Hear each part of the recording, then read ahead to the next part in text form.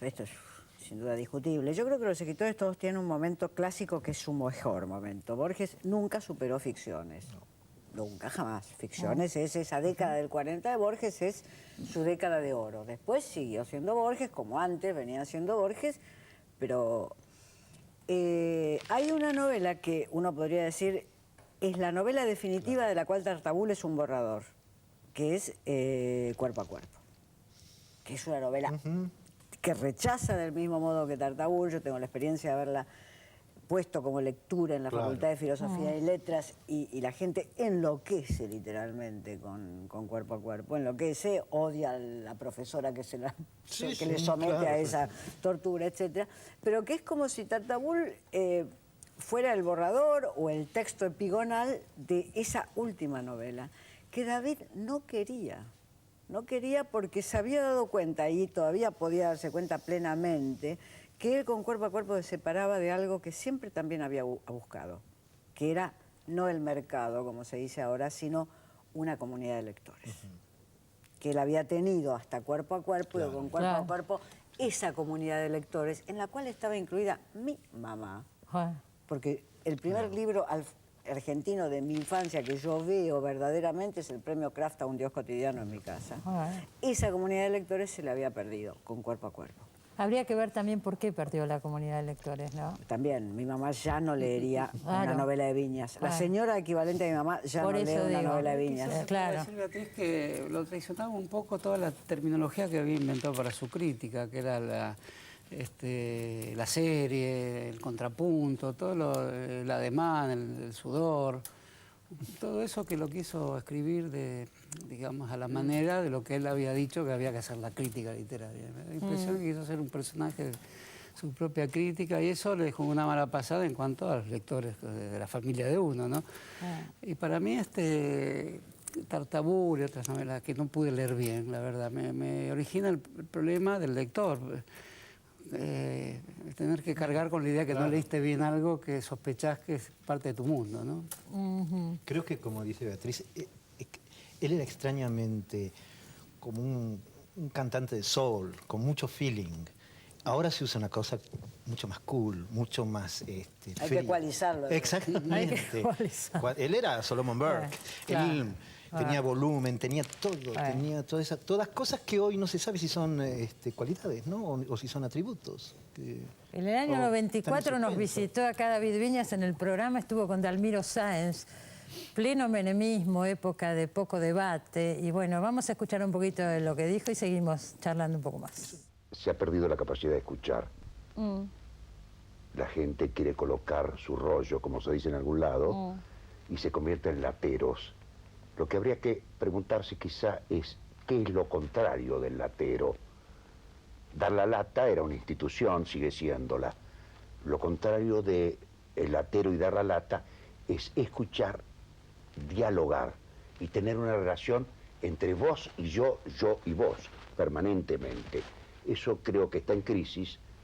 Quizá, ojalá este tipo de encuentro contribuya a restablecer, digamos así, esa posibilidad de escuchar al otro. ¿Y por qué estará en crisis? ¿Por qué se habrá llegado a esto? A mí se me ocurren cosas. Bueno, creo que de otras razones habría que... Se me ocurren dos responsables. En primer lugar, el presidente de la República, digo, para ponernos benévolos. Evidentemente que tiene una capacidad de monopolización de la palabra muy intensa, practica la palabra y el discurso y la lata con más vehemencia probablemente que el golf. Creo que es un modelo considerable. Bueno, Beatriz Arlo hablaba antes del corte de esta época cool, por llamarla de alguna manera. Veíamos recién lo que decía David Viñas en pleno menemismo. Capaz que siempre fue un escritor incómodo, porque yo estos días leía, y me gustaría un comentario de ustedes, no para armar una polémica alrededor de este tema que se habló tanto, que es Vargas Llosa, etcétera, pero leí en varias notas que varios autores decían, a David nunca lo invitaron para inaugurar la Feria del Libro. Y es verdad, nunca lo invitaron. Ahora habría que ver por qué. Era un escritor incómodo, digo. Era un escritor incómodo.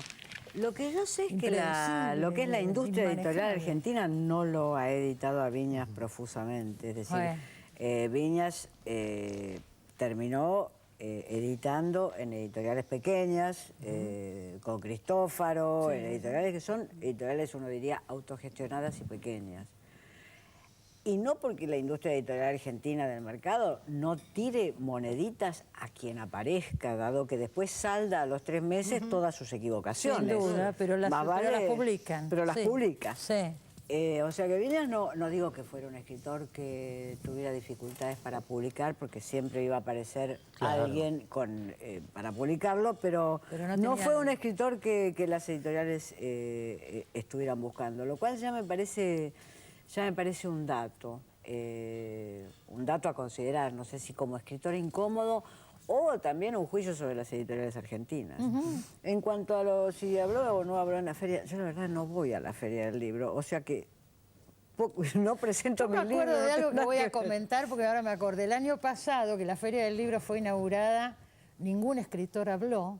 Yo el año pasado, cuando cantó Teresa Parodi, reivindiqué mi derecho a inaugurar el Festival de Cosquín. Eso iba a decir, porque me pareció una frase maravillosa. Cantaron Víctor Heredia y Teresa Parodi, lo recuerdo para que no recuerde. Y entonces salió Beatriz Arlo y dijo que me inviten a mí a inaugurar Cosquín. Y me pareció muy acertado el comentario, ¿no? Digo, bueno, se está buscando, por ahí el año pasado no se encontraba un perfil, bueno, qué sé yo. ¿Que ¿Querés decir algo? Decís, si no, ya te he escuchado hablar por muchos lugares de esto, así que está por... Puedo decir que a mí las ceremonias en general me interesan. Creo que David, que tenía un espíritu libertario, no le interesaban. A mí me interesan porque una ceremonia, o mejor dicho, a David le interesaban verlas de afuera, no estar en medio de ninguna ceremonia. Una ceremonia condensa algo que le interesaba. ¿La vida puede condensarse en un conjunto de rituales? Una pregunta de David. Creo que no hubiera aceptado jamás que... Era como Groucho Marx ahí, no hubiera aceptado jamás una ceremonia. Lo mismo que la beca. Por ahí decía que sí, después no iba, por ejemplo. Es muy probable. David tiene una gran fama de aceptar invitaciones con las que no cumplía. Y después no cumplía. Sí. El otro día me preguntaba, no sé quién, ¿a vos te dejó plantada alguna vez acá en el programa? No, jamás, jamás. Porque tiene fama de que decía que sí, que iba y después no iba. Yo no la verdad que no. Eso, la verdad que no. Justamente me lo habían comentado. Yo la verdad que no. Yo creo que hay mucha gente que tenemos fama mucho más formal y quizás seamos mucho más informales que David. No conozco que David dejara plantado. Para el que no leyó a David Viñas, nos está mirando, ¿qué libro? ¿Qué libro le recomendarían? ¿Cuál es el libro que recomendarían de Viñas? Depende. Bueno, lo peor de todo es que para recomendarlo tendríamos que decir vaya a librería a comprarlo, una novela, por ejemplo. No lo vas a encontrar. Y no la vamos a encontrar. De eso habla de las editoriales argentinas. Sí. Si yo tuviera que hacer una recomendación, como yo digo, el primer libro que alguien que no leyó nunca en escritor, el que nunca leyó a Saer, el primer libro que tiene que leer es Cicatrices, digamos. El que nunca leyó a Viñas, yo diría Los dueños de la tierra. Sí. Una gran novela realista. Sí, ahí está. ¿Y Horacio? Coincido. Los dueños de la tierra. La verdad que es un gran comienzo, la pregunta de cómo se puede matar. Y ahora ha salido publicada Divinsky, creo que hizo una la versión historieta que historieta. está muy bien. Está muy bien. Eso. ¿Ya salió? Pero se Por Ginebra. Todavía no la vi, sí, pero sé que se estaba haciendo, sí. Creo que se habían reeditado Las malas costumbres, algunos Y de Las los malas costumbres se sí, reeditó también, sí. Igual, digo, como para tomar el curso, cualquier libro está bien para alguien que se aproxima, ¿no? Pero sí, yo coincido también con Beatriz. Ese sería el libro que... Sí. El jefe, verla también. Claro, cierto. Me parece muy interesante el jefe a mí. El jefe la hizo Ayala, ¿no es cierto? Es de Ayala, sí. Es de Ayala. Yo recuerdo que una vez con Toquino acá, que él le puso Mafalda a Mafalda por un personaje, creo que de Dar la cara. Ahora me hace dudar, pero... Él vio una película basada en un libro de Y Dar la cara de David, anterior, creo, ¿no? Y él estaba tratando de pensar qué nombre le iba a poner a Mafalda. Sí. Y hay un personaje Mafalda que aparece y dijo, ese es el nombre. Y Mafalda se llama Mafalda por eso, por David Viñas. Fíjate las vueltas, ¿no? Claro. Y cómo pueden las cosas... Decía que el jefe era una alegoría del peronismo, pero en realidad es un tema de David. Se puede dar una orden, se puede obedecer una orden. David, hay que tener un jefe, son temas profundos de David, ¿no? Me gustaría, si nos quedan unos minutitos, hablar de eso. David nunca fue peronista, ¿no es cierto? No, pero el peronismo era un tema intrigante para él, ¿no?